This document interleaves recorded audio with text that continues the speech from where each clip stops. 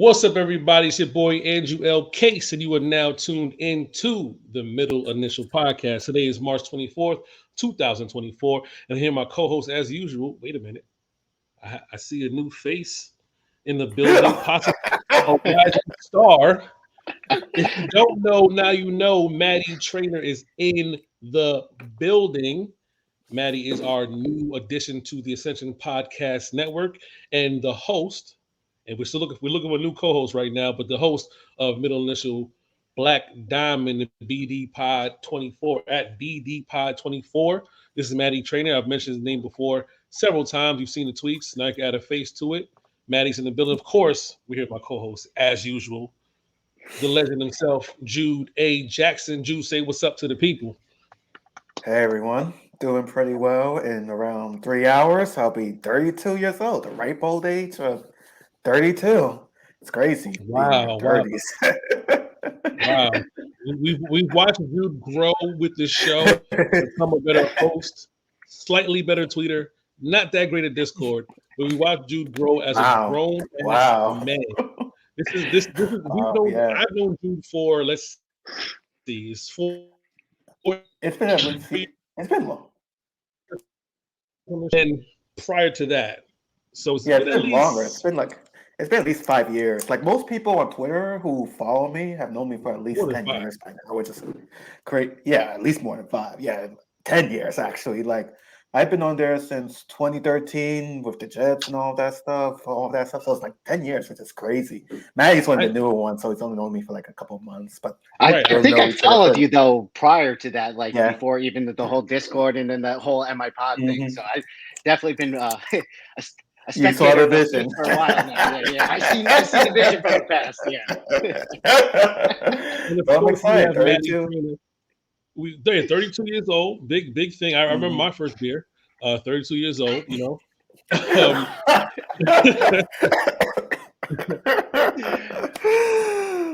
what are the birthday plans this year?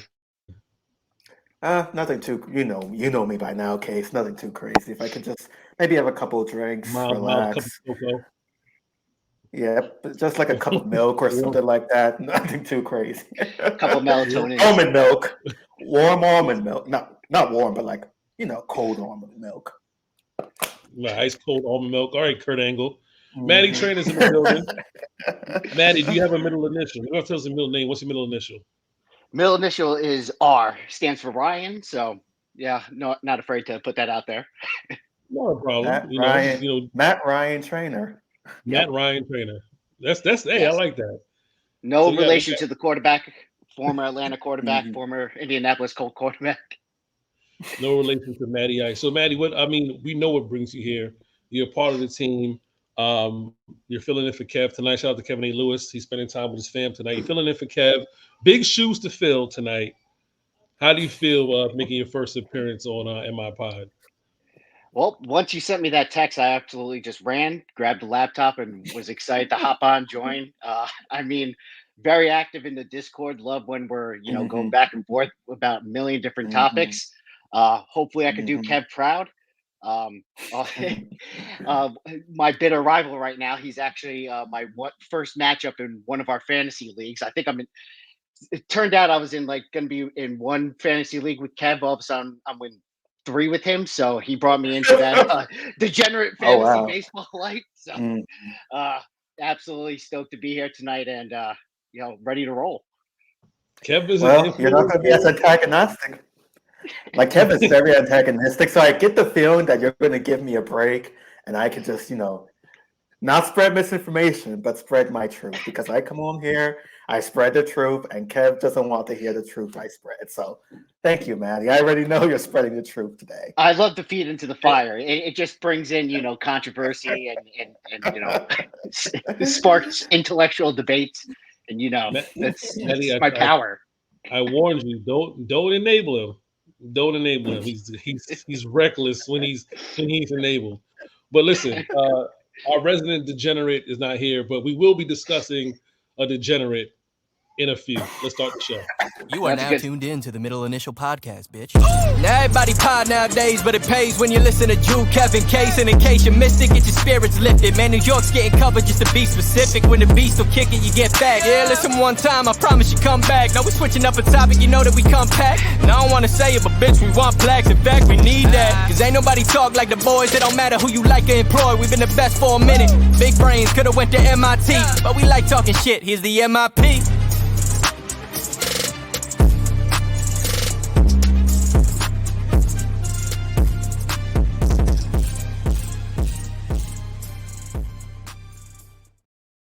Yeah, best podcast intro in the game, hands down. Shout out to I Am Thorb. We haven't been around for about another week or so, so let's jump in straight into the subject at hand. We spoke about. I gave you a little precursor about the degeneracy.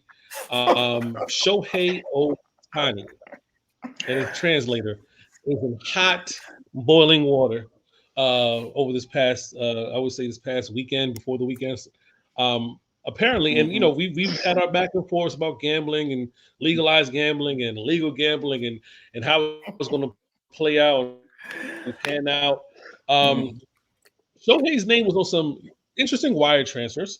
Let me see if I get his interpreter's name right. I don't want to mess up the interpreter's name, but he definitely was in some hot water. Because if his name is Ipe, Yeah, I think it's Ipe. Yeah, Ipe, right? His former interpreter now, but Ipe has a little gambling problem apparently. To the sum of what was it, $4.5 million? Yep. Yeah. So questions has arisen because it's a federal investigation.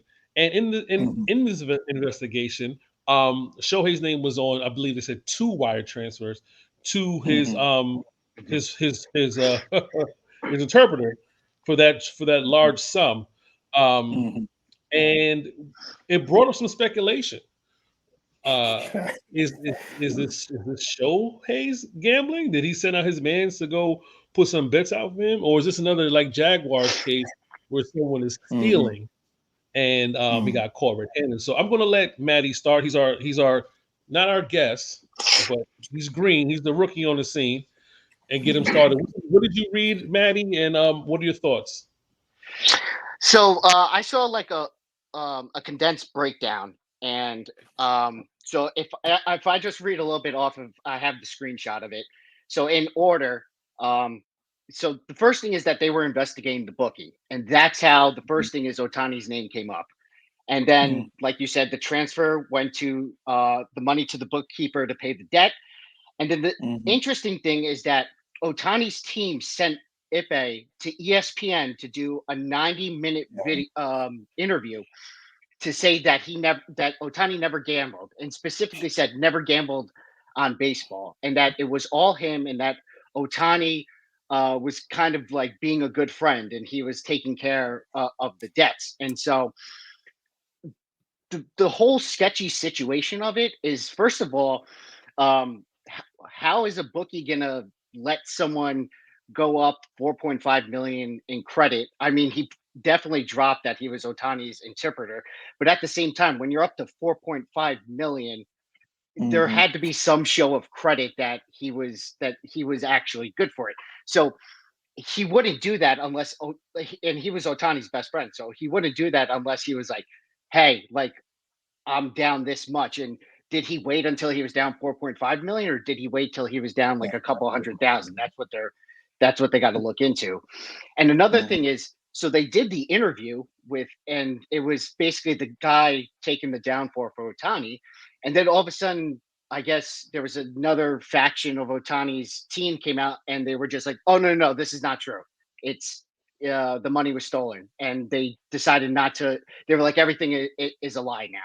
So when I see that, it's telling me that, okay, the first story about Ohtani being a good friend and, lending the money to help him out, and the guy like kind of came out and was like a straight shooter about the whole thing. And, I think that kind of was part of the truth. But Mhm. when you're tying in Otani, especially with gambling and especially dating back to the Pete Rose thing, you now have the face of baseball tied into one of the biggest corruption schemes dating back to the previous greatest hitter of all time in Pete Mhm. Rose. So once you see that, and all of a sudden, all the money and that and advertisement that Otani brings in, for not only being in LA but from Japan, now the Mhm. MLB is like, whoa, whoa, whoa. Like, this is a lot more serious. We need to get this story straight, Mhm. and get in front of it before the FBI actually leaks and brings out all the facts. So when I see that, it tells me that Otani is definitely more aware than what they're letting on. And it's tough to engage with that because for the past 6 years since he's been with the Angels, there's been no media access with him. And from what I've seen in reports, Mike Trout said that Otani is a lot better at English than he lets on. He just uses that kind of as a crutch to, not have to deal with these reporters after games. So that's what I've been reading through it so far, and it's a very interesting situation, especially since the season didn't even technically start. I mean, it started in Korea, but now we're here. Mhm. It's this is the interesting thing about all of this is the timing, because he signs this Mhm. huge mega deal which he deferred up until like 70 years old. You know what I mean? They go get Yamamoto, and he signs this Mhm. huge contract. And the Dodgers are supposed to be this powerhouse juggernaut team that's going to rail through and win the World Series. And not even 2 games in, you have this huge gambling controversy over your superstar's head, and the FBI is involved. One thing I Mhm. realized about baseball, their scandals are never small. Like there's like NBA has their scandals, NFL has their scandals. No. Baseball scandals are never small. Like you have the steroids, the Balco investigation. You have the Mhm. Chicago Black Sox when they was Mhm. when they was doing games and stuff like that. You got Pete Rose and everything. Like it's always some sort of Mhm. deep scandal where the government has to step in. And baseball, I'll say this much: for a boring sport, quote unquote boring sport, they have a lot of action. There's a lot of action in the boring sport. So I mean, I don't know about you, right? I plan on tuning into Mhm. more baseball this year.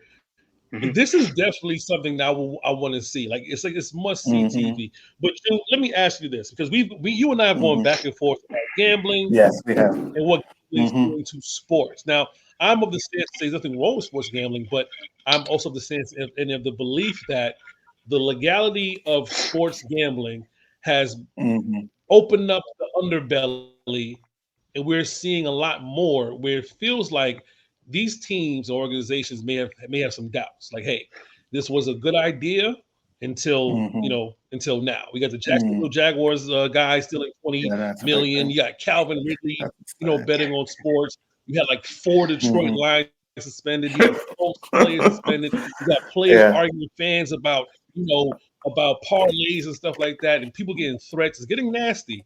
Yeah. It's getting nasty. And I do So want. my I question to mean, you, Jude. yeah. No, Oh, let me that's let me my get this question. question up. I My mean, question to you. oh. No, no. Let me get the question up. My question to you is this: if this is Mhm. tied to show a deeper, like in the way most people suspect, what do you Mhm. personally think is going to happen with legalized gambling in sports in general? Well, let's assume that just for like the sake, so Shohei's using this guy as a proxy to place bets. And like this sports book, apparently they might be placing bets in Japan too and all this stuff. Let's just assume he's using this guy as a proxy. Case is gone, but it's going to be a very. I think this might be one of the things that I don't think it's. I think it'd be hard to really just stop the legalization train. You see so many states Yeah, they've rolling gone out too with far already. rolling out with so quickly. Like 2019, there was like what, New Jersey, Nevada. 2020 was like a couple more states, 5, 7 states. When in 2024, there's 30 states. So it's more Yeah. likely it's going to go to all 50 than it is going to go down. What I think should happen is that they need to stop advertising for it. Like they need to treat it like cigarettes and stop advertising every fucking minute. That's the Yeah. problem. It's like you see it on every single fucking channel you go to. You see it on trains. You see it on billboards. You see it everywhere. Another thing, and I've been reading up on this a little bit too, they have to watch the language when they talk about it. I think Reese Davis, I don't know if you saw Matty in case, he got in trouble today about the fact because he was talking with someone on ESPN Bet, which is now also a sports book apparently, from like Barstool Sportsbook, and he was like, "Oh yeah, this is a risk-free betting and all that stuff." And here's the thing: nothing's risk-free with anything, with any investment, especially gambling. That's not risk-free. So he got something from someone because he went on Twitter and been like, "Nope, I'm sorry for using risk-free. I didn't mean it. It was like a joke." All of that stuff. So that's the thing. It's like I don't think it's going to stop. I think they're going to heavily curtail certain aspects. I wouldn't be surprised if some states opt for going more brick and mortar, as in you can bet legally on sports, but you can't have it on your phone anymore. I can kind of see that happening. It depends on how severe it gets. I will say that, just to speak more on Shohei Ohtani's case, I think he's such a high-profile player that if he has any dubious involvement beyond like paying his friend off or like paying his friend's debt, like if his interpreter was his proxy, I think this would be one thing that would really change the landscape of everything moving forward. You can't escape from your biggest star player, international star player, using his friend as proxy bets for a bookie. You just can't. You just can't. Especially if he was betting on baseball. And, I mean, I made it clear, I was not betting on baseball, but I mean, we'll find out soon enough. Yeah, it's the fact that in California, it's just illegal in general. Mm-hmm. Yeah, that's the thing as well. Well, that's the thing. Like I understand what Jude is saying with the No, sorry, I'm sorry. It's a little delay. It's a little delay. I understand what Jude was saying when it comes to like the PSA anti-cigarette thing, and they're not going to they're going to change the way they advertise. But that's just for guys like us, right? Like when we hear risk-free betting, we know what it is, like bonus cash and stuff like that, yada yada yada. They're not going to get to the fine print of what risk-free betting is. That's what you do when you actually log into the apps and put your money up and stuff like that. But what I'm speaking of specifically are the athletes and associates tied into teams and their activity gambling and what that means to owners and organizations, because this is not. Oh no, I was going to say this is not me stealing from my employer to go bet on FanDuel. This is an employer of Jacksonville, an employer of a superstar baseball player, employee of NFL team, employees in fact doing that. So to regular Joe Schmoes, guys like us, I get that aspect when you make that point, Jude. But I think that since we haven't really seen that, and this has been going, like we had this discussion about how long gambling has been going on, and I brought up the Atlantic City thing and how the falsehood of gambling is supposed to make your city prosperous. It doesn't. It actually does the opposite. It's a trickle down thing. It doesn't really help, right? I've been to Atlanta several times. If you're on the Strip, it looks nice. One block outside the Strip is Degenerate City. It's terrible, right? Right. It's not a reckless. You've been to Vegas. You've been to the next part of Vegas, or you've been to old Las Vegas. It's just how it looks, right? But my concern is, are NFL owners, MLB owners, NBA owners, NHL owners gonna look at this like, look, we don't want no parts of this. Like, you guys can gamble, but athletes, you're done. You're restricted. We don't care. As long as you're employed by NBA, NHL, MLB, NBA, you're not allowed to gamble. Yeah. Now, here's the thing, though. These leagues are so embedded with these sports betting companies now at this point. Like, that's the thing. It's like they're getting like I get what you're saying, Case, but on a perverse level, it's more likely that they're going to start having athletes being like, "Hey, you can bet on us to really cover the spread for you guys, to win the game and whatnot." It's more likely they get these athletes to like start advertising for sports betting than it is for them to like completely curtail them, because these leagues are so embedded with them. Like, think about 2019. You barely saw any teams like have FanDuel, DraftKings, all that stuff. Now it's everywhere on their stadiums. It's everywhere in like the shows, the affiliate shows, all of that stuff. So it's like I see the pendulum swinging heavily the other way, to be honest. I think they'll have it so that these athletes cannot bet, like you said, they probably cannot bet at all on like the sport they're playing. But what's to stop them from like, hey, I'm Calvin Ridley. I'm with the tight. Well, you want to support the Grizzlies? Bet on the Grizzlies for this much or whatnot. That's what I'm saying. I don't know. I just. And I'm gonna give Matty the final thought on that, because again, I get that aspect of what you're trying to say, but my thing is, I look at it like this. I work. Let's say, for example, use me. I work for MSG, right? I can't so I go to a game, and they select my seat to shoot for $50,000. I can't win because I'm an employee. I'm disqualified from the contest because that's a part of the fine print is you can't win contests if you are part of the organization. I think gambling on a whole is something to say you just can't participate, period, as an employee, as an athlete, because there's going to be some level of conflict. You know what I mean? Like imagine you being LeBron and you're good friends with somebody, but hey, you know what? Yo, I need you to. I may not be betting on basketball tonight, but I might bet on football. And like, hey, Pat, I need 3 touchdowns tonight, not 2. You got to really try for that 3. You know what I mean? Like, I don't know. I just feel like there's levels to it. But Matty, final thoughts before we move to the next topic. Yeah, no, I have final thought on both of what you guys mentioned. So Jude mentioned that the league is so embedded with it. So going back to the Ohtani thing, Ken Rosenthal was reporting on the Ohtani case, and under the screen was a ticker, and it was sponsored by BetMGM. So it was just like hilarious, just like there's like no self-awareness of like what they're doing. Yes. And then Case with your point, when what people don't realize is that when first maybe it's just $1,000 for these athletes, and then all of a sudden it's a couple $100,000, and then you have the case with Ohtani where it's a couple million.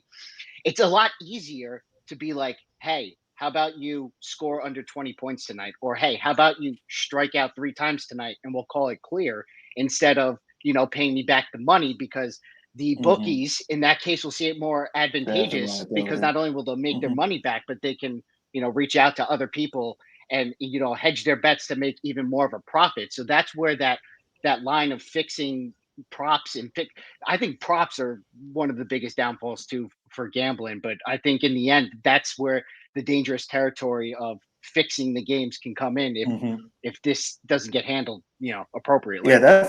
Especially when that's a great point, man, especially when you're down. I remember looking at a documentary a couple of months ago, like what was it, Bad Sport, and they did that shit with college kids too. It was like, hey, why don't you score this much or that? And it's so like once someone's like down 4.5 million or whatever, I mean, if there was like you said, a couple 100,000, whatever, they probably aren't even entertaining it. But I have 4.5 million, no matter how much you make, that's a pretty significant amount that you might. That's breaking life type of money there.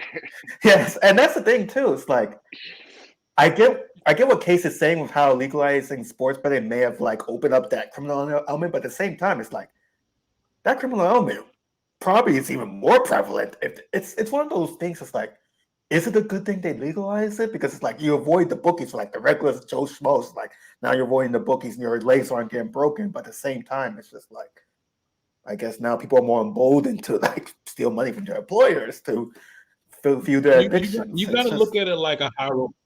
You got to look at it like a high roller table, right? Like, I don't know if anyone read the story about Jamal Crawford and how he was gambling with Michael Jordan, and he said he will never gamble with Michael Jordan again. Apparently, Jamal Crawford, and I want, if you're watching the show, look it up. Jamal Crawford has a story about him gambling with Michael Jordan. He got in a little bit too deep, and he owed somebody money, and they were after him, and he was a rookie still. And Jordan was not giving him the money, to not bailing him out, right? And Crawford had to go to a teammate like, yo, I need this money. They might kill me, So there, and we know the Antoine Walker story. He said his downfall also was gambling with Jordan and playing these high roller tables and stuff like that, and losing a lot of money doing that. And we know the Jordan controversy, whether or not he was secretly suspended by the league in the 90s and everything like that. So we know the underbelly of the high roller. But we didn't hear numbers. Like, we didn't hear Jordan amassed a $10 million, bet or debt or whatever. but we're hearing numbers now, and this is what I'm trying to say, Jude. Like you had mentioned Donahue in the Tim Donahue in the group chat. He didn't make he didn't earn $1 million or $2 million. It's documented. I think it was up to like maybe 300,000-400,000. He didn't make the money he possibly could have made now in 2024 with the legalization because of how big the sport is, how televised is, how many people are betting now. I think what people have to understand also, with the legalized gambling, it makes the pots even bigger.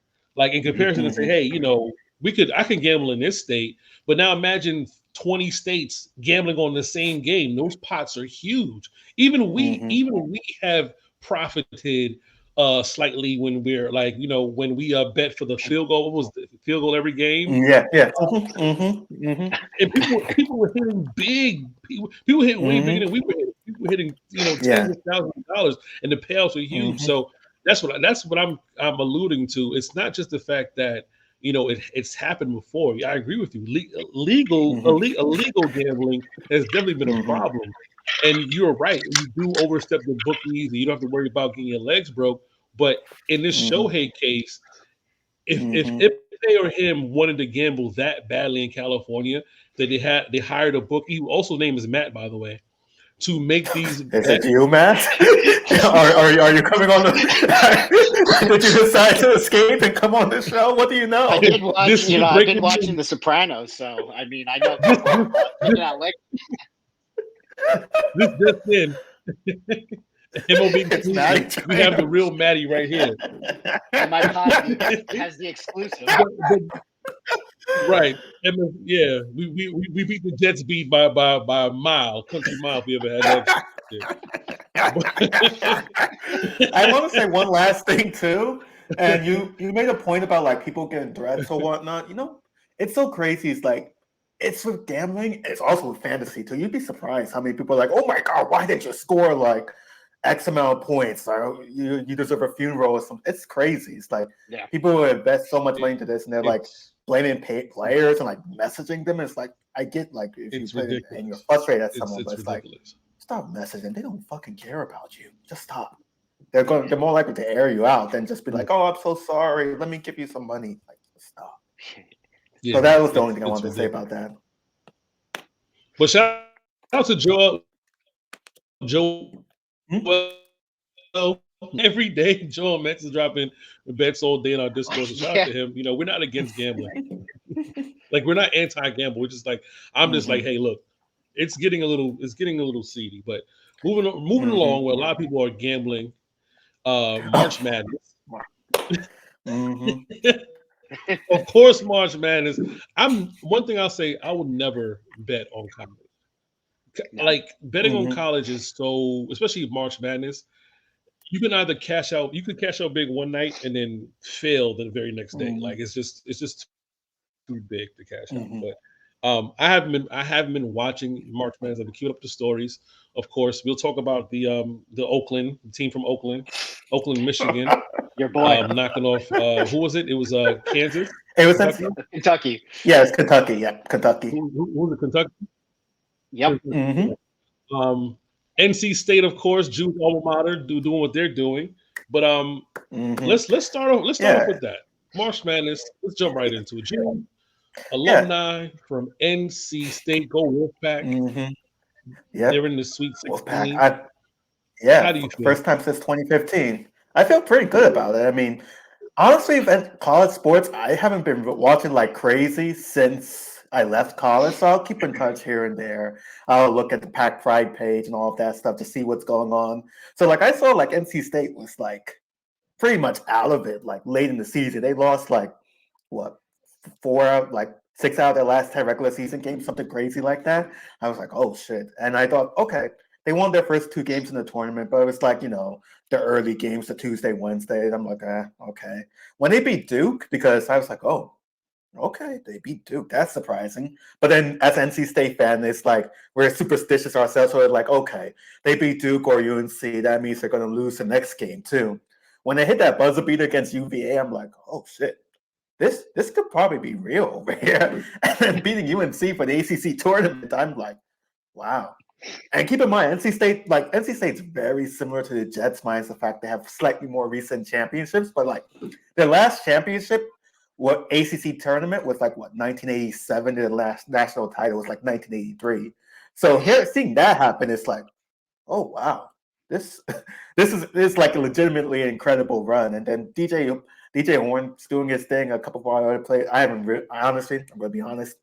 I'm a bad fan. I don't know much of their names besides the big number 30 guy. That's the only guy I know because I see him on the TV and everything. I'm like, damn, this guy's huge as shit.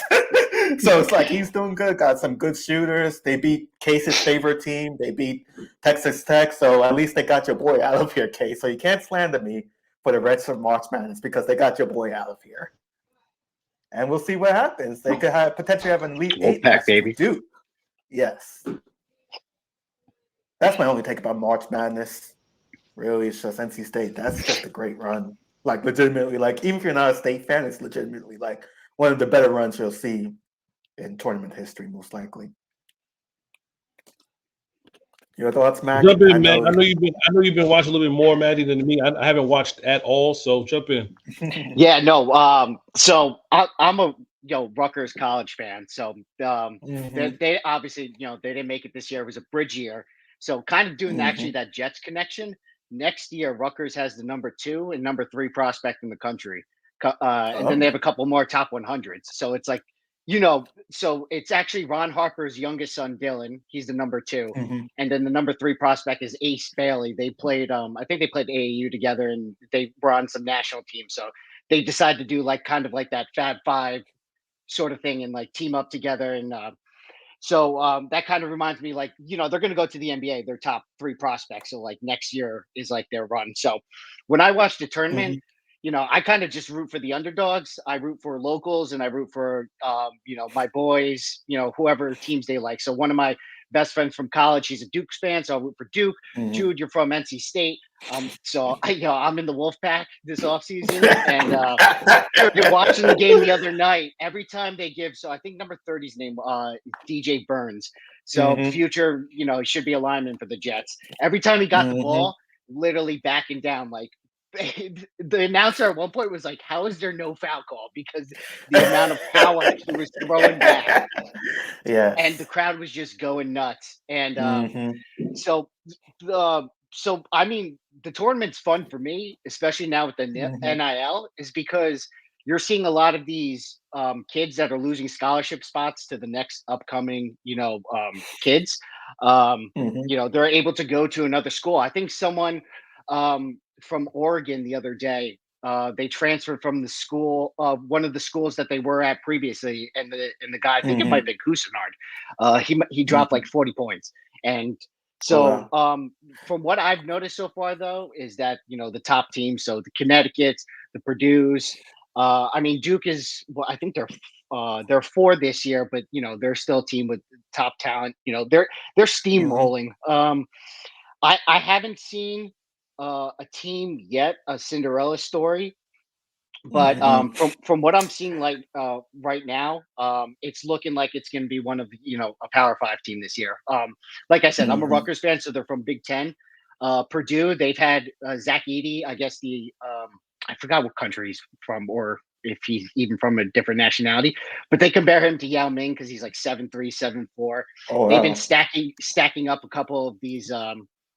They've been looking for this run for a year now, so I think it's going to be between them, UConn, North Carolina.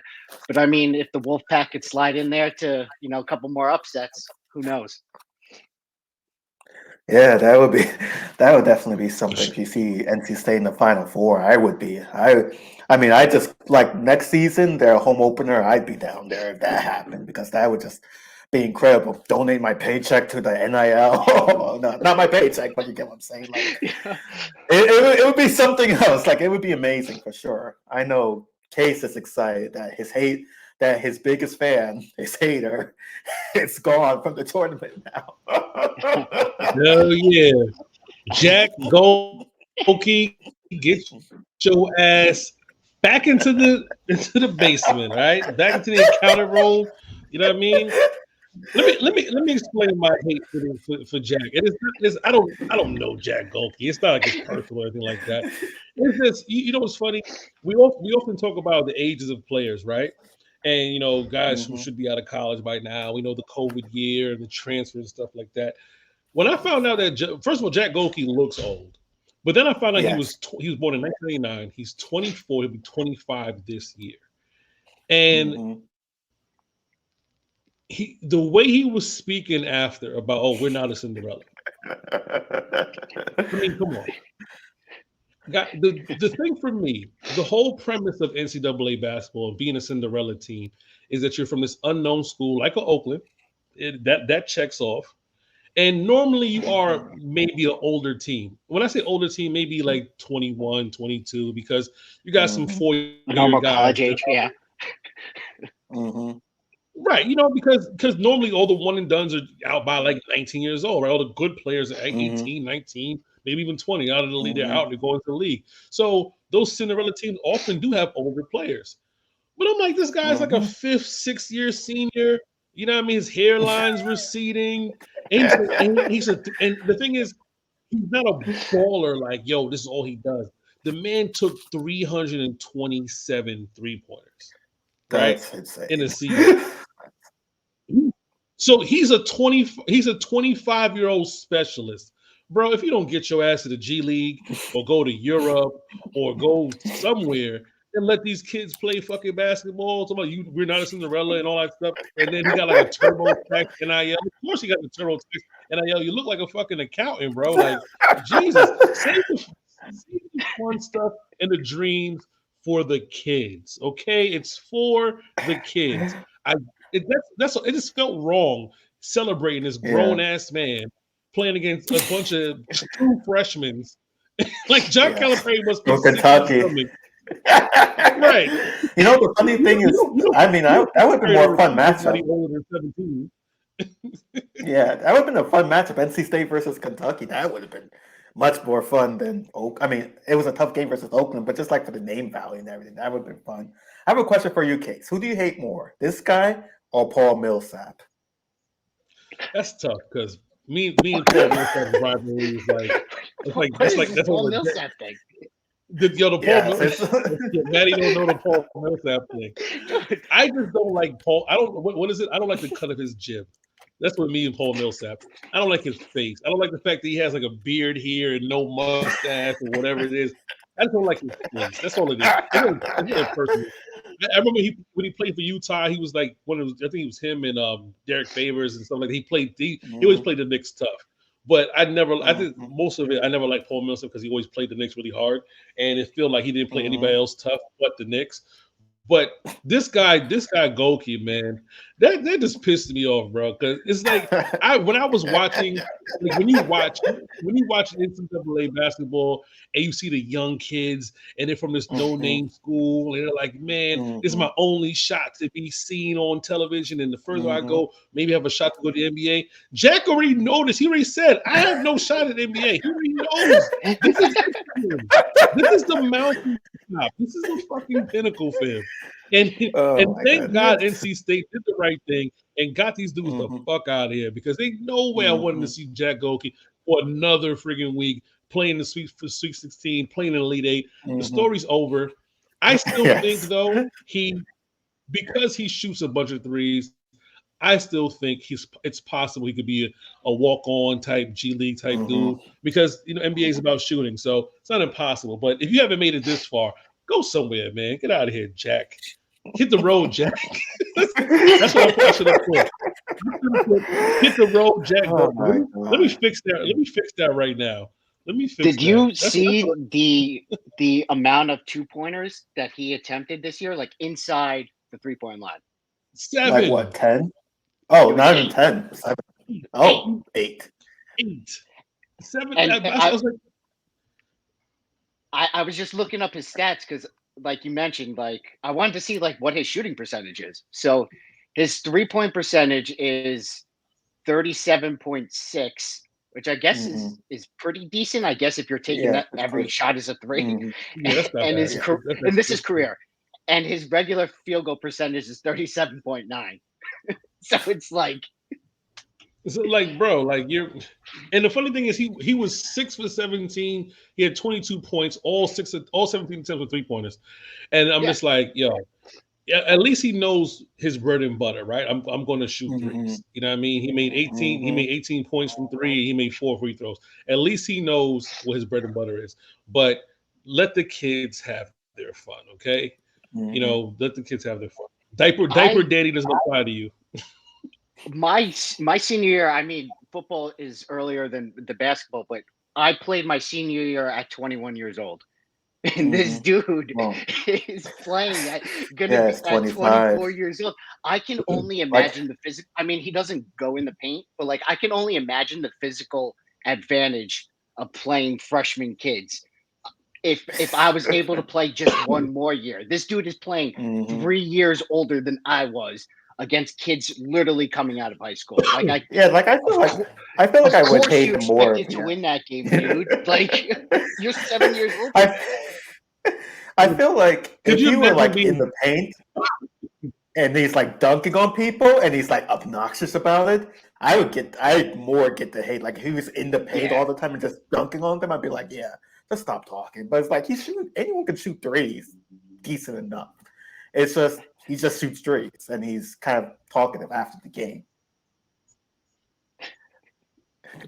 Yeah, bro, I don't. It wasn't the talkative stuff. I don't even care. It's just like I just know that the NCAA tournament, when especially when it comes to the 64, it's really about these again, 18 to 22-year-old kids, and these Cinderella teams are usually like a team like Oakland, who have this maybe a third year guy, a junior, you know, a fourth year guy. Because even when Baylor was going deep into the tournament, or They were older, yeah, they were older team, but they weren't that much older, right? And again, like I said, this is their shot. Like a lot of for one, it's your shot to put your school on the map, and for two, it's a shot to say, hey, you may not even been a draft pick. Maybe you might be a second round pick. You might be a second round pick, maybe. But this man is talking like, listen, I know this is it for me. I'm not going to the league.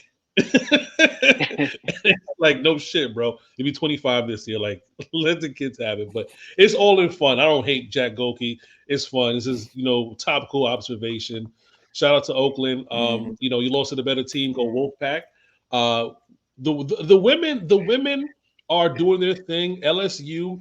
Well, I think they were about like they were down by like 4 today at half, and ended up winning by like 30. Really? Yeah, they won like 30 today. Those first round matchups in the women's are absolutely non-competitive every year. Brutal. That's why LSU my is going to have some interesting. Yeah. No, I'm just going to say quick that my mom even said, because she was like, did you know that they put LSU and Iowa in the same bracket? And I was like, well, they're doing that because they want to make sure that they play. That's like, you know, yeah, exactly. So go ahead, Jude. Yeah. Oh, no, I was going to say LSU might have some interesting. Go on. Look ahead, you go ahead. I was going to say LSU might have some interesting stuff coming out in the next couple of days with that Washington Post report. You know, when the woman she denied everything that's coming out, something that hasn't even come out yet. So she's not suspicious. Oh, the head coach. Yeah. Yes. The head coach. What's her name? Kate. What's her name? Is it Mulkey, right? Or something. Yeah. Something like, bro. Yo, is a preemptive denial is the funniest thing ever. Like, you better hope it's not true. Yeah, you hope it's not true. But preemptive denial is so. But there's a lot of controversy surrounding her, from what I've heard from my boy Chris Williamson, who's definitely like extensively covered NCAA women's and WNBA. But the Caitlin Clark in Iowa and Angel Reese LSU being in the same bracket was a no-brainer because of what happened last year, and also the fact that when they both go to the league, they're gonna. I'm telling people they're gonna market this like Larry Bird and Magic Johnson. That these two collegiate rivals. The best thing for them. It's the best thing for them to say these are the two best collegiate teams. Make sure they get drafted by two separate teams in the East and the West, and that it's possible that they face each other somewhere down the line in the finals. It'll be great for the WNBA to make sure this happens in that way, because for the league to continue to grow, they're going to need great rivalries like this, and for other people to want to invest and get new teams. I believe they're making a Miami team. and possibly a Seattle team. I heard they're supposed to be making a Seattle franchise, a Miami franchise. So I'm hoping that the WNBA continues to grow as well as the women's sport. Go ahead, Jude. I was gonna say as well. I saw a funny tweet like maybe a few months ago where someone was just randomly standing Caitlin Clark for some reason, saying she hasn't played tough opponents or some BS criticism, and someone said the truest thing is like, I'm so glad people are just slandering her game instead of slandering her for being a woman, and that's just like how far the sport's growing, and it's like it's amazing just to see like how far like WNBA has been growing over the last couple of years or so, where instead of like, oh my God, the women's playing basketball, this shit sucks.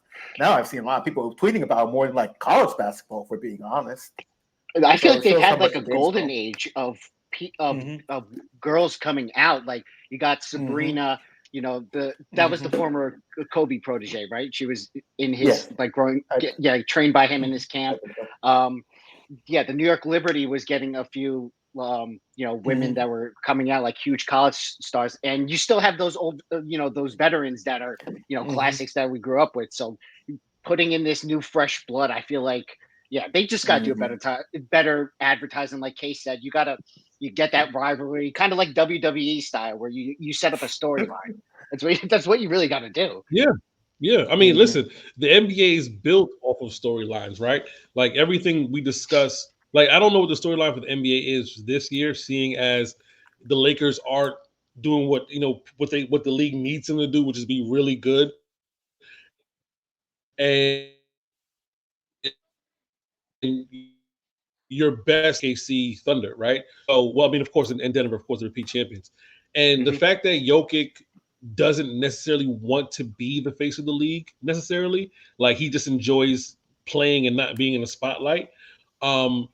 You're not really getting much of a story, right? And no one wants to give the Knicks any credit for being this good. Say it should be the Knicks, yeah. Right. No one wants to give them, like, they're trying, like, shout out to Kendrick Perkins, who's trying his best to make them talk about the Knicks more, and Jalen Brunson.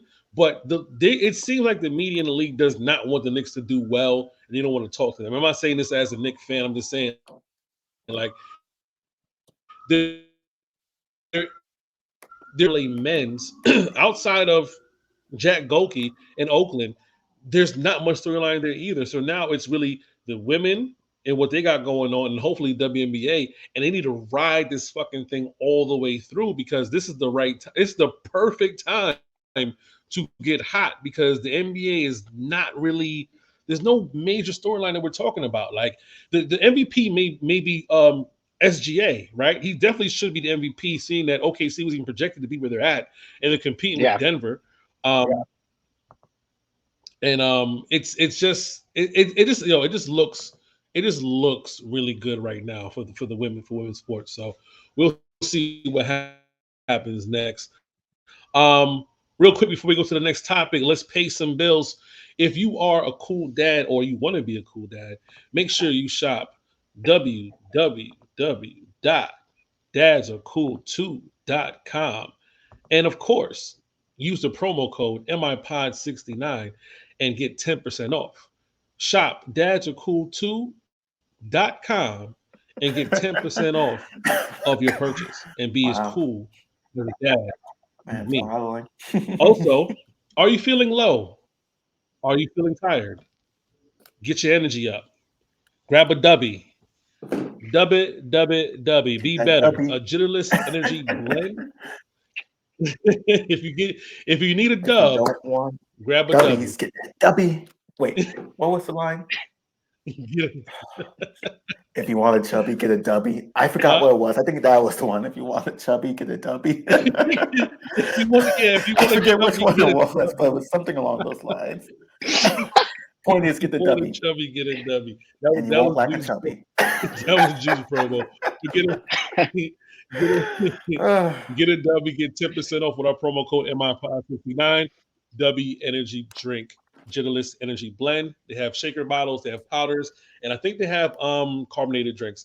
I had to reorder my brand again, so I'm sorry guys. I'm going to have my Dubby stuff. I'm going to tell you how it is, do an official review, but they are one of our sponsors. But moving on to our next topic, let's talk about Deion Sanders' comments. Now, shout out to shout out to the litter box, Tina and the litter box crew. If you ever see me, if you ever see in my pod in a space early in the morning from like 8 o'clock in the morning, that is me. I've been invited like every day, 5 days a week to the litter box spaces. We have a lot of conversations, and we were talking about a rumor that Deion Sanders, not even a rumor, I think it was somebody left me the thought that how do we feel about Deion Sanders' possible involvement with his son Shador? Well, it came out from via the I forgot which podcast it came out, which podcast it came out on. I believe I'm gonna pull up right now what podcast it was on. It was $1 million worth of game. Deion Sanders says that certain teams will be off limits when it comes to drafting not only his son Shador Sanders, but Travis Hunter as well. Ooh. He says, and I quote, "I know where I want them to go. There's certain cities where it ain't going to happen. It's going to be an Eli." End quote. Now, we all see what happened with LeVar Ball and Triple B, right? It didn't really pan out the way he thought it was going to be. I think too much parental involvement is a bad thing. But Deion coming out and not only speaking on his son, but also the wide receiver, Travis, what's his name? Travis Hunter. Travis Hunter. Listen, Deion, and we've been warned, and certain people we've always been warned about. Deion Sanders is an egotistical human being. I hope we all realize that by now. And I know people want to support Deion Sanders because they feel like he was a black man in HBCU and he ripped and ran to Colorado, and people may feel like he may even stay in Colorado long. That if he has success, maybe he'll run Alabama to one day to replace the replacement for Nick Saban or wherever school he's going to go to make money.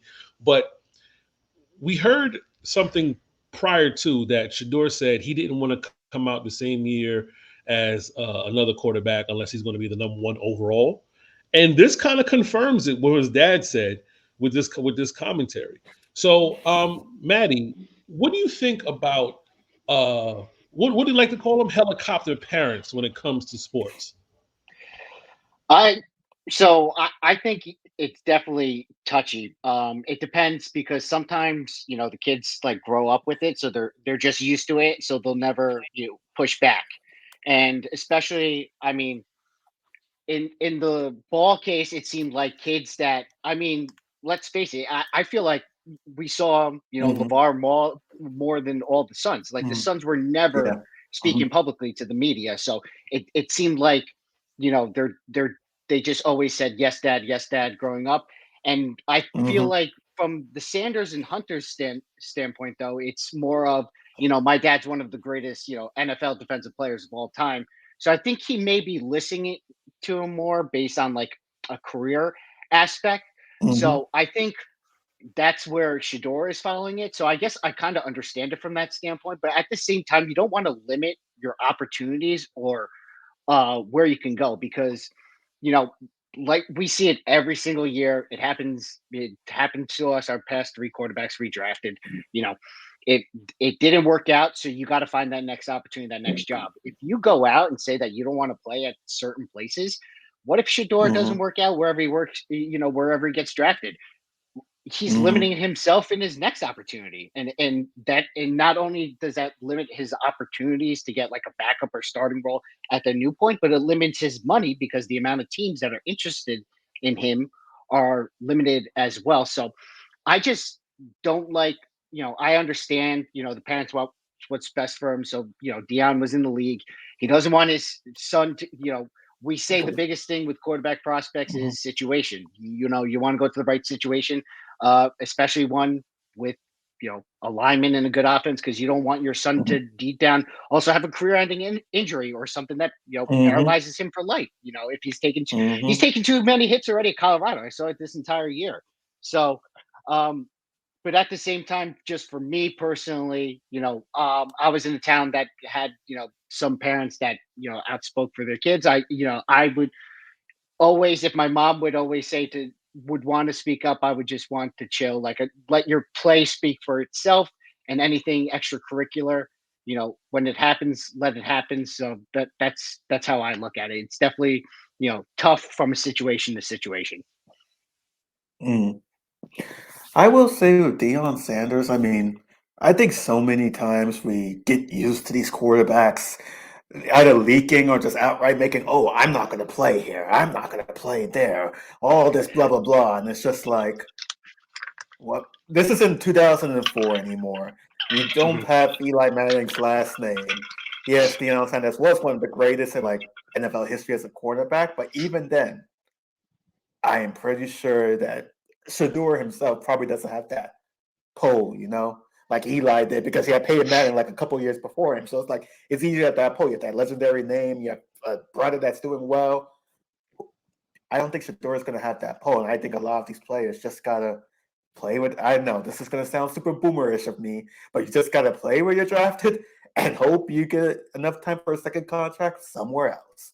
That's all that's going to happen, because it's like I don't want to go to this organization. It's so bad. Of course, they're fucking bad. They're picking at the top of the draft. If they were a good organization, they would not be picking up there. They would be picking below. You're going to go to a bad organization more often than not, unless it's just like a really, like the Chiefs just have a bad injury. They're like, fuck it. Put Blaine Gabbert in there. He wins 2 games. The Then, Niners, okay, the one sure, year with Lance, when they yes. drafted him. So so that's pretty much what it is. Like, unless a good team has a bad injury and everyone sucks, you're going to go to a bad team. Just deal with it. Make them better.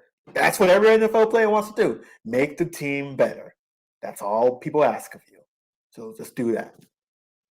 And he said that for he said that for his son and Travis Hunter too. That's kind of crazy, to be honest. You're doing it for 2 people now, not just your son, but 2 people. Okay. Travis Hunter has even less of a case. Like, does he have a father in the NFL that I don't know about?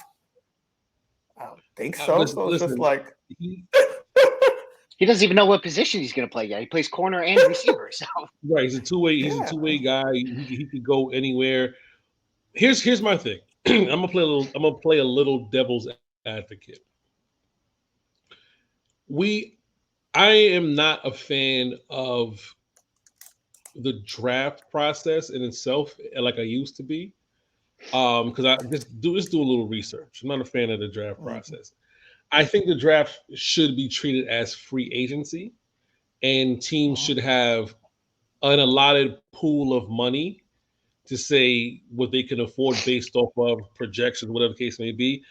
And I say this because that would eliminate conversations like this, right? Should Shador want to go to a team he wants to go to? Absolutely. Why not? Right? But the draft is to help teams who are kind of like behind the 8 ball. But, we talk about tanking, we talk about poor ownership, we talk about poor GMs. And sometimes teams hit the lottery. And, it's because, like, look at Houston, right? Houston was on their way, like, not when I say out, when I'm going to say out, it's like they were in bad, like in dire straits. Like things were bad from Bill O'Brien to, hiring David Culley, to hiring Lovie Smith, pretending like they weren't trying to make some quota to hire McNown to, dry rubbing Deshaun Watson. They hired the right GM, they hired the right coach, they made the right move, and they got lucky that Carolina really, really wanted to get Bryce Young, right? Houston picked second to get CJ Stroud, and their franchise fortune has turned around. Carolina, however, poorly ran franchise, trading with Chicago, their wide receiver to get this pick. No first round draft pick in this year's draft. No offensive line. Bryce Young is getting sacked, he got sacked like 62 times or some wild shit like that last season. And they have a lot more to build. And we're looking at Bryce Young like, damn, is he a bust? And it might be because of the situation. He might have fared better if he got drafted by Houston. So to play devil's advocate, if there was a choice to go to, Bryce Young would be like, nah, I'm not going to Carolina. I don't want to go play for Carolina. This situation is fucked up. I shouldn't want to have to play there. And CJ Stroud may or may not have chosen Houston, but Houston did enough the prior year to say, hey, we have some spots, some some places on our roster that look good, right? So that's me playing devil's advocate, just to say if guys are treated like free agents, they can go wherever they want. Deion has a leg to stand on. Unfortunately, he doesn't have a leg to stand on. And the problem with the Eli thing that he said, the Manning family is a football family. And there aren't a lot of black football families in the league, right? And there is no black quarterback football family in the league. Archie Manning was looked at as a sob story. He got drafted by the wrong team, which was the New Orleans Saints, who were garbage. And they felt like this guy who played the college and he was supposed to be so good. And he was supposed to be this dude. He got drafted by the wrong team. They never did right by him. And they put him in the Hall of Fame. That's how bad they felt for Archie Manning. They put him in the Hall of fucking Fame, which is ridiculous. They put him in the Hall of Fame. God awful and put him in the Hall of Fame because they felt bad for him, not because he was good, because they felt that he wasn't done right. He has sons. He has I think 3 or 4 sons, whatever. He has Arch. He has Peyton. He has Eli. I think there's another one, right? Peyton is Cooper. Yeah, Cooper. Peyton comes out. He's the next coming. So if you like Peyton, wait till Eli comes. And then when Eli comes in the league, he's going to get drafted by San Diego. And San Diego wasn't a bad organization. It wasn't a bad franchise. They had Drew Brees. Didn't they have Drew Brees at the time? They had Drew Brees. Yeah, he got hurt. And then I guess that kind of stemmed into, it's a bad organization. Drew Brees. Look at him. He's hurt. We don't want to go to we don't want to go to San Diego. We want to be in New York. But you have football royalty ahead of you. And you got to do right by football royalty, right? That was a power play. That wasn't necessarily something to say, oh, that's the case. John Elway held out from his situation, right? And I think he really went and said, yeah, I'm going to go play baseball. I'm going to go play for the Yankees. Screw y'all. You know what I mean? I'm not going to play down. They got him to come play football, but even that situation was hairy. But it's only a couple of times that's happened where a guy says, I'm not going to play for a team, and it worked out. What Deion is doing, and this is the dangerous precedent, and this is with the Triple B thing, as Black, African American, whatever you want to call yourselves, in the sports league, with fans that are predominantly white, you have to be careful with how you move around. Because if you move around like you're something, and they're going to be the first ones to say cocky, arrogant, doesn't deserve it, X, Y, and Z, boo, boo, boo, boo, boo, boo, boo, boo, boo. Don't root for your downfall. Right, but even though we watch Eli do it and his family, watch John Elway do it. So I'm not saying Deion shouldn't do it. I'm just saying you just understand what your base is. What they're going to do to your son or say about your son, what they've already said about you and how you handle yourself. You're not setting them up for success. You're setting them up for a headache. Now, does the league, the NFL, want to appease Deion Sanders? Why should they? Why should they? Yes, he's a Hall of Fame cornerback, but he's not a quarterback. He's not a quarterback. And did Deion kind of do the same thing in Atlanta? Yeah, kind of. He did say, he did? During his, I think maybe like in the middle of the Atlanta, or I think it was the Atlanta Falcons season. He said, look, I'm going to go play baseball. But that was a contract dispute. It's not the same as a draft visit. That was a contract dispute. Listen, if you don't pay me, I'm going to go play baseball. And he went to play baseball. And then he got it in his contract with Dallas to still play baseball. So I'm not saying Deion hasn't done anything to prove that he can negotiate his own thing. He has, but you're on that slippery slope right now. And I don't know how people are feeling you right now yet, Deion. And then he also put in the fate of somebody else who I don't think Travis Hunter's his adopted son, who he has guarding or parental rights over this kid. Who knows? Like, who knows, right? Or his parents said, look, I'm going to sign over his NFL rights to you and you could, be his agent. I don't know. But he's serving a lot of masters right now.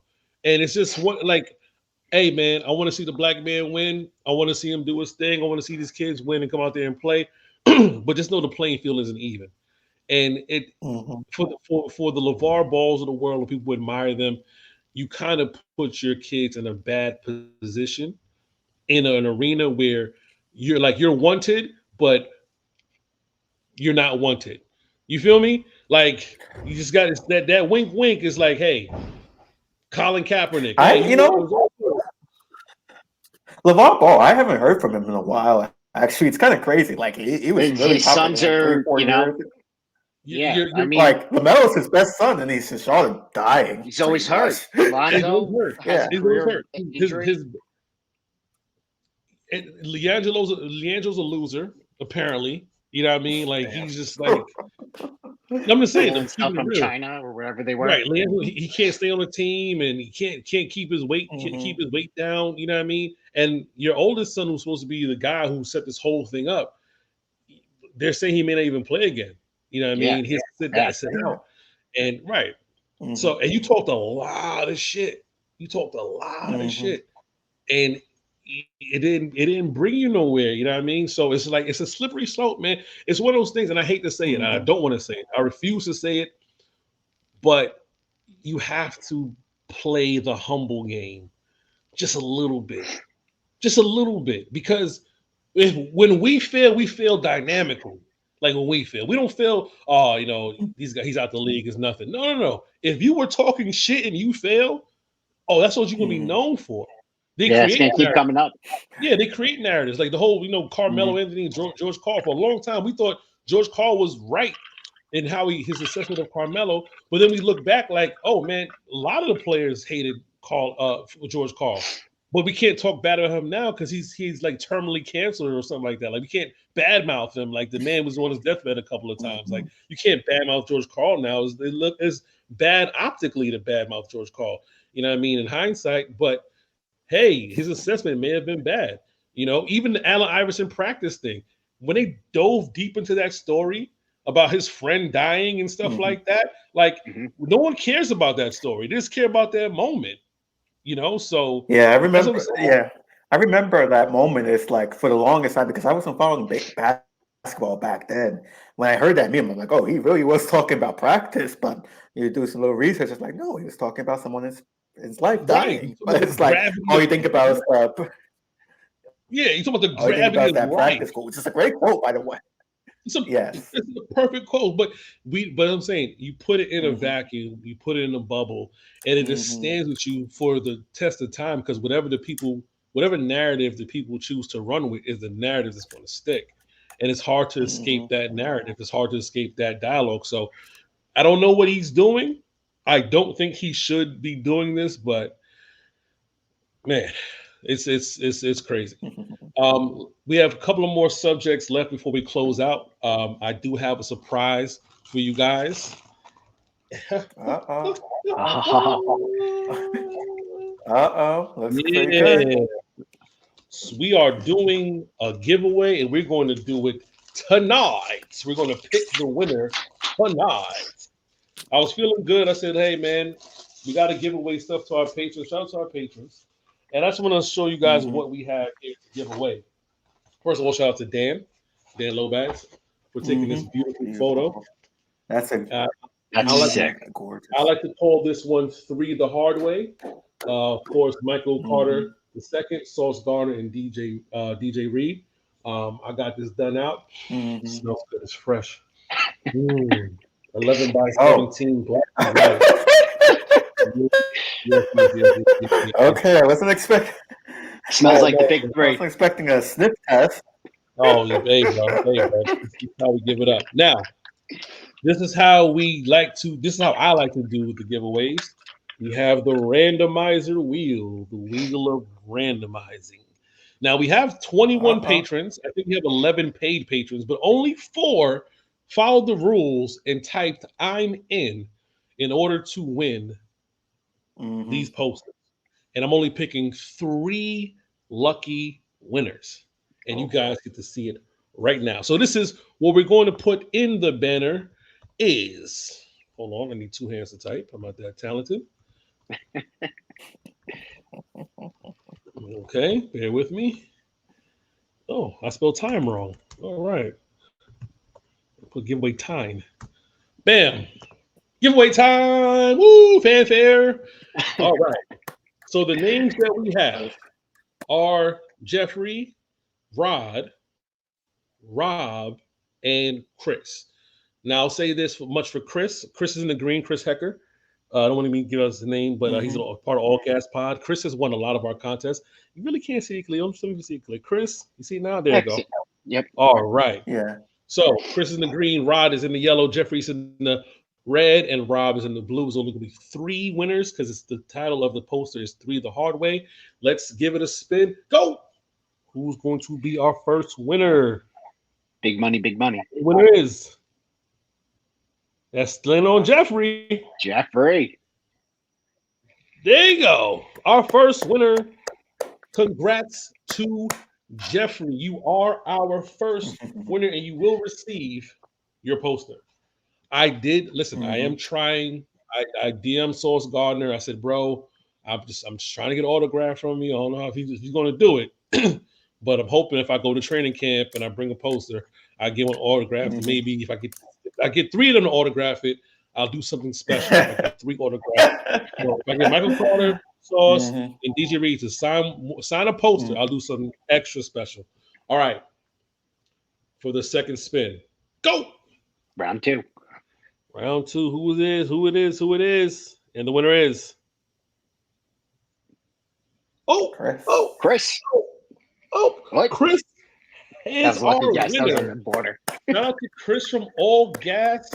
It was definitely on the border. It was very close, but I don't control the wheel. The wheel controls me. That's 2 down and 1 to go. And we have 2 contestants left. We have Rob, Abstract, and Rod. Rob and Rod.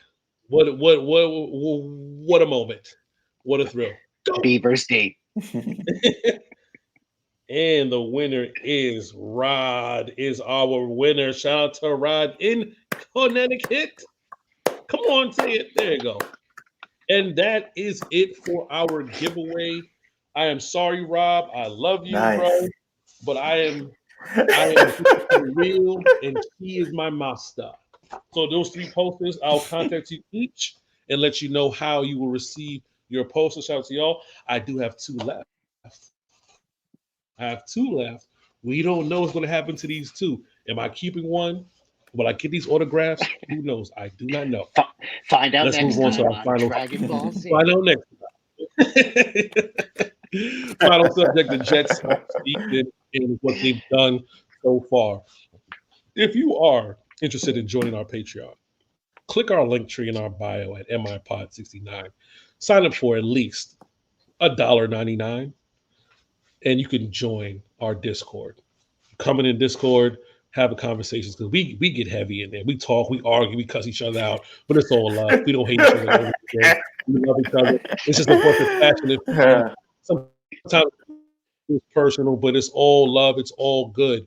We've been talking about this Jets off season ad nauseum, and so far, I'll say so good. So Jude, king of the skepticism, king skeptic. Well, how do you feel? Yeah, we're going to you. We're going to you because you didn't want any more of Aaron Rodgers' homeboys, his posse, turn to Phil Jackson. His interpreter, you didn't want? Yeah. Right. You know what I mean? So you're very vocal, but it seems like you've been pleased by the moves the Jets have made this season. So I'm going to give you the opportunity to redeem yourself. So now that Kev isn't here, thankfully, I can say that I'm very happy with the Jets' moves. I only wish that they just got Bryce Huff back. That is it. And I know Kev gave me a hard time for mentioning Bryce Huff, but that's the only thing that would make this an A offseason, in my opinion. Because honestly, you give yourself a little flexibility at tackle, you give yourself some flexibility at wide receiver. All these guys are on prove-it deals. It's a prove-it year for everyone.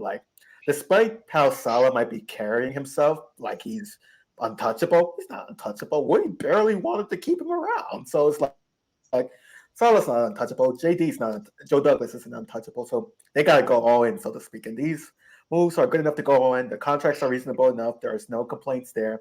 So we'll see what happens during the draft. I mean, I personally would sign up for the Jets just still drafting some tackles, only because it's tackles we have right now are good, but it's at least for Tyron Smith, he has a pretty big injury history. So it's if the Jets went with left tackle, I wouldn't mind in the draft. If the Jets wanted to trade up, get both for Marvin Harrison Jr., I wouldn't mind. If they want to stay and get a pass catcher, Brock Bowers, that's another name I've been hearing. wouldn't mind, though there is some controversy about like a tight end at 10 overall. So that's another thing to consider too. But that's my take pretty much. It's like I'm satisfied with the Jets all season. There's nothing more for me to complain about. The off season is satisfying enough. Joe Douglas did his job.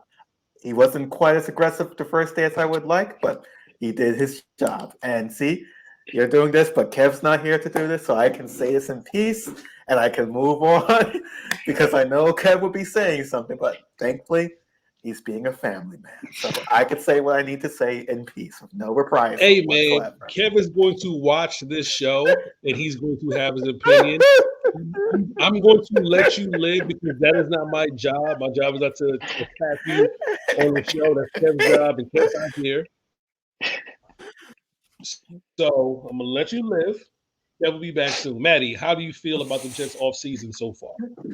Yes. So I used to be one of those fans that mostly is Jets Twitter, where if we didn't sign someone in the first, couple hours, it's like, what the hell are we doing? So now I think, and a lot of us in the Discord and Rational Jets Twitter is, we got to wait and see until the offseason's over. The offseason isn't done in one day. Mhm. So we kind of knew, Mhm. even though we would speculate, we knew we weren't getting Mike Evans. We weren't getting Michael Pittman. We weren't getting T. Higgins. But a lot of the names that we were throwing out there are ones that we liked, and JD finally nailed them down. He got Tyron Smith at his price. He got Mike Williams at his price. I think Tyron Smith didn't visit. I think they did it over the phone because at least what Josina Anderson was saying. So, I mean, he didn't let him get off the phone. He didn't let Mike Williams out the building. Kinlaw. So the offensive, yeah, the offensive side, I like it because you're not going to win the season in free agency. What the Jets needed to do was plug in holes in positions of need so that they can go into the draft and take the best player available. Because when you're in a 2-year window, you got to take the best player available who's going to go on the field now and is going to produce for your Hall of Fame quarterback that's here for 2 years. And for these other rookie stud guys that you have on their rookie contracts. On the defensive side, I agree with Jude. If you weren't going to keep Bryce Huff, especially at $17 million per year, which is not terrible at all, and especially the way his contract was structured, I think it's $4 million he's making this year. Tag him and trade him like the Chiefs just did with Snead, and potentially what the Bengals are doing. Get compensation this year so that you can use that draft pick to supplement the win now team. Don't wait for a compensatory pick next year. Next year, that doesn't matter. This season matters. From the other defensive line standpoint, I don't know the dude's name from Arizona, but he looks like he is someone who's just going to clog the hole. A big Samoan dude. Kinlaw, I like because it's kind of what Saleh and San Francisco did in the past. They take these high upside first round draft picks, like Arden Key was another example. Leonard Floyd from the Bears, he had a revival for in the Rams system as well. They take the upside and they try to use a rotation system instead of playing them consistently so that they don't get tired. And when they're in, they can give 100% full effort. I still think they need an extra safety because they like to play with 3 safeties. I don't know if Ashton Davis is a full-time starter. So someone that could come in, maybe Justin Simmons' price comes down and we could get that, that center fielder who could go out and be a ball hawk. And we need another edge rusher to replace, Bryce Huff. And because how they like to rotate their, defensive and edge rushers. And if you could just imagine on rundowns with JFM, Jermaine Johnson and Clowney, who apparently had a really good visit. And then on third down, you could just let Will McDonald come in and just take the pass rushing role instead of getting his body beat up on first and second down. That totally changes the dynamic of the defense. And then on the special team side, bring back Red the Leg, Thomas Moore, which, great to bring back the special teams. That was probably one of the best in a while. So I think overall, the job's not finished yet, but definitely loved how JD is finally approaching, like his seat is on the line for someone with an under 500 record in his 5 years here. I'm glad that neither one of you mentioned Tyrod Well Taylor. under Thank you. 500. That's Oh, what happened? What Oh, happened? if Oh, we have a Tyrod. bad oh well. score, Guess what? We're going. thank God. Oh, guess what? We're going to mention.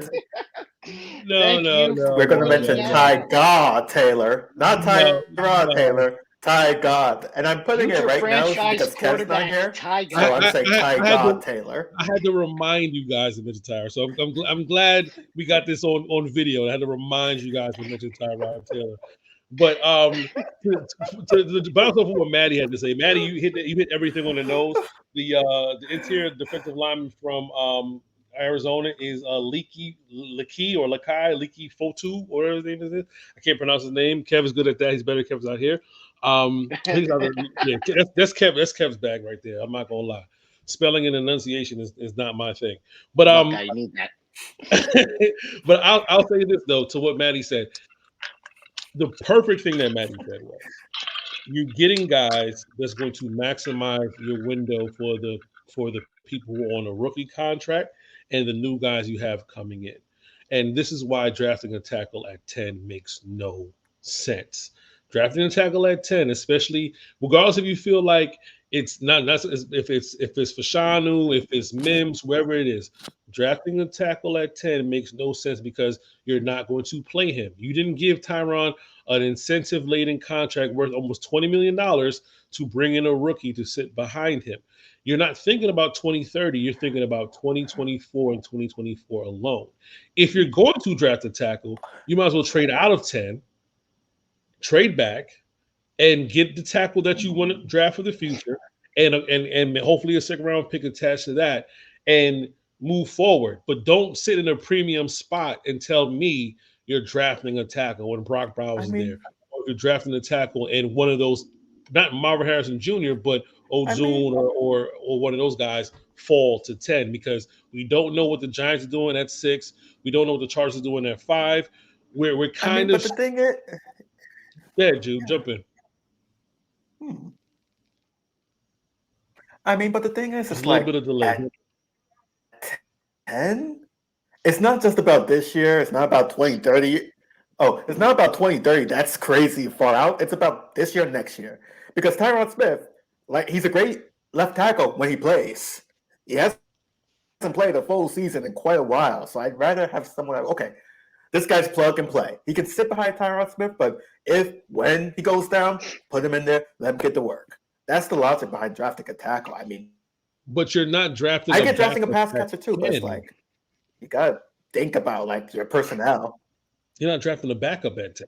But he would be a starter, but yeah, he'd be a starter. But it's the only one that I can see have a red shirt for 1 year behind an injury-prone tackle. I can see them doing it.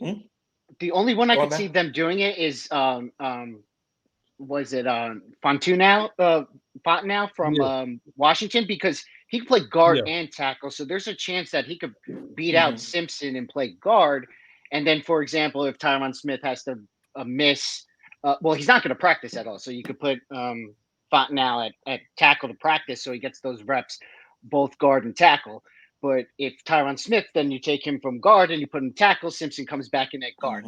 That's the only way I could see them taking a lineman, is someone who's versatile, who can win the starting guard spot.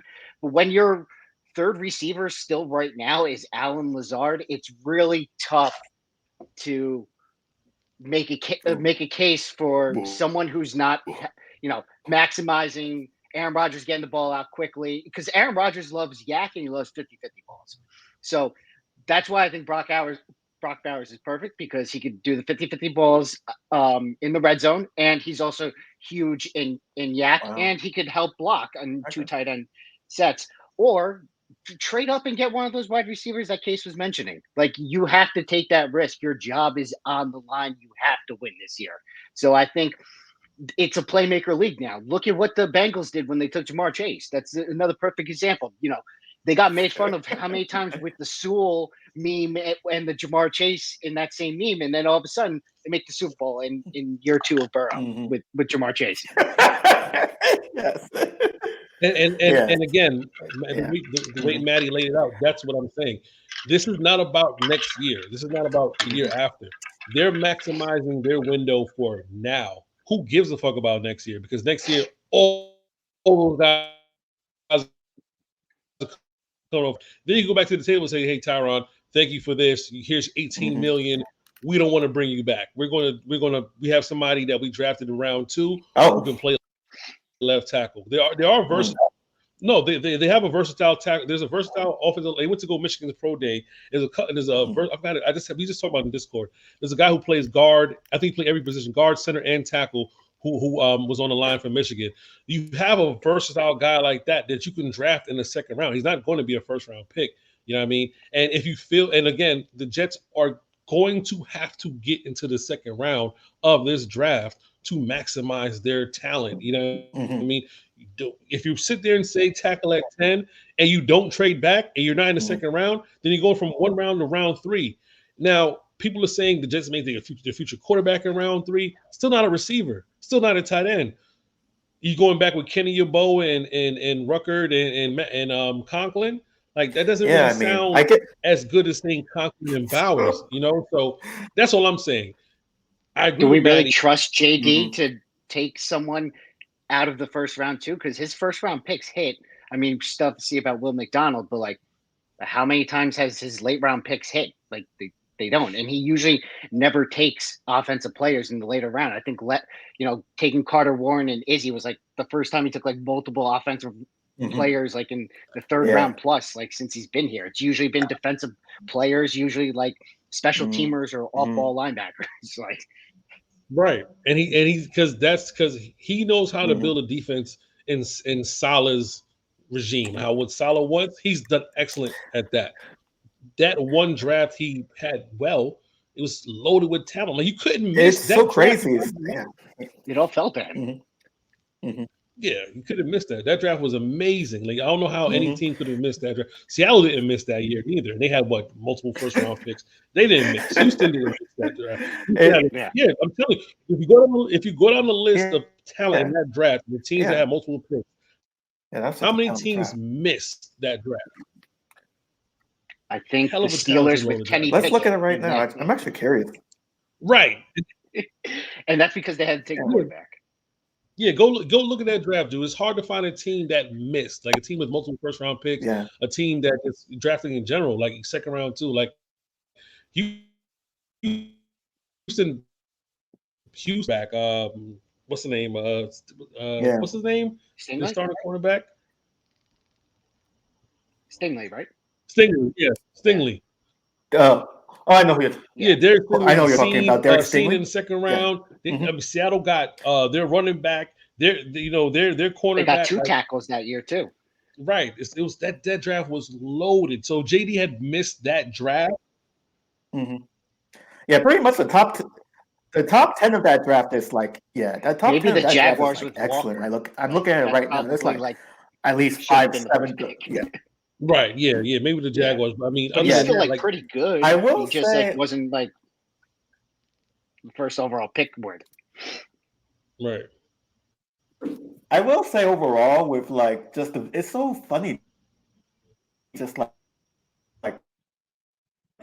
how much vision the defense has. Like, if you just took like Robert Saleh's defense and his culture philosophy on the defense alone for these past couple of years, this is an elite team. Like, top to bottom, like how he coaches, how the defense is, how the personnel is, how the scheme garbage from like day one. Like, just it's crazy, just the contrast between the two. But I can be talking to a pass catcher, sure. I'm probably just a little bit more conservative, like my tackles, just make sure everything's good. But Rodgers, you have to get the ball out. Don't sit there. Yep. Don't get. I know. See, I can say this now since Kev's not on here. Don't get nervous in the primetime games. Just get the ball out, move on to your thing. You're the big bad wolf now. You got your drugs. You got all your drugs you want. You got your conspiracies behind you. Get out there and do your thing. He said all the drugs you want. I can say this now. Okay, Pablo Escobar. Yes, I can say this now. Kev's gone. I can say this now. I think, but Case mentioned it in the Discord too, is that Oh my goodness. the way that they're building the line with getting Moses, Smith, and Simpson, they're going to run the shit out of the ball. They're running the fucking ball. Yeah, They're running, and like, I think the perfect. They need another running back too, and Zeke would be that perfect running back. He's always healthy. He could block, and he could get goal. He could get short yard touches. And that, I think, if you're going to pound the shit out of the ball, yeah. Right. I don't know if I wouldn't be mad at Zeke. I know Kev would be mad at Zeke. I mean, he doesn't like him anymore. But no, if you look at run block win rate, you got the two top 10 guys from last year in Tyron and Morgan Moses in run block win rate. These guys who they're there for run the ball. And we're talking about Simpson, they're there to run the ball. And if ABT is healthy and along with Titman, I'm running the ball a lot with Breece Hall, and that means you got to get a complimentary back to help him out. So I definitely agree with Matty. Matty, you've been on point. You've been spot on. Appreciate you for being here. Thank you for filling in for Kev tonight. Make sure you guys are following Matty on the X or Twitter at Traynor, Traynor, Badger, BAD. Huh? No, I'm just pointing to the sign. Yeah, I'm trying to at least. Traynor, BADGERO7. Matty's been following us for a while. So I had, definitely wanted to bring him in just to even just come in, to the Patreon and Discord. They definitely supported, and he's definitely a patron member. And we're working on getting this show off the road.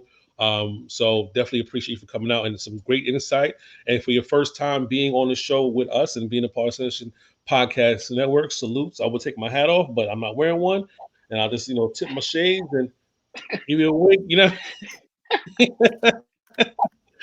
But it is our favorite. Yeah, they're my hat off. Jude is just hot. It's not the hat tip. It's just burning up in there. But it's our favorite time of the night. It's been a while. We haven't got this in a minute, guys. It's time to get the moment you've all been waiting for. Pull up a seat and get off your feet for Judes Grooves.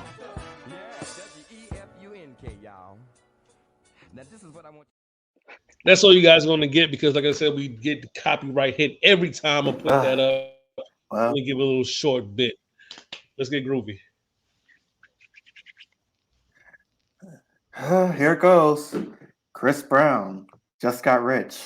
Took a broke nigga bitch. I can make a broke bitch rich, but I don't fuck with broke bitches, okay? Got a white girl with some fake titties. I took her to the bay with me. Eyes closed, smoking marijuana. Rolling up that Bob Marley. I'm a Rasta. This is so offensive. She want to do drugs. Smoke weed, get drunk, wasted. She want to see a nigga trap. She want to fuck all the rappers. Let me see. When a rich nigga want you, baby, and your nigga can't do nothing for you, nothing, no. Oh, these hoes ain't loyal. No, they ain't. Whoa, these hoes ain't loyal. Yeah, let me see. Rich young nigga. Name got bigger, my change got bigger. So my chains got bigger. Ferrari, money ain't a thing. Me and CB in bay with her. I sent her back home so you could lay with her. Okay, let's talk about this ice that I'm carrying. All these carrots like I'm a fucking vegetarian. Relax, hoes on deck. She's know I gotta check. Do it too good when she ride that dick. Whoa, man, I wouldn't trust that bitch. No, haha. Come on, girl. Why are you fronting, baby? Show me something. She's going to cheat. Come on, girl. Why are you fronting, baby? Show me something. You done spent your bread on her, and it's all for nothing. Yeah. Let me see. This isn't that bad. This wasn't that bad to read. The only thing this is just so offensive, him talking about rolling up that Bob Marley. I'm a Rasta. She want to do drugs. And that shit's offensive. Everything else was just cool, but this is offensive. Like, Matty, how do you feel sitting in for your very first Judes Groove? I'm glad Absolutely Kev got me like incredible. some nice tame with that word. It's like he's telling a story. So and I'm just following along. So she's a vegetarian and she's not loyal. Yo, he's like, he's like telling a story. I'm invested into this woman's life now.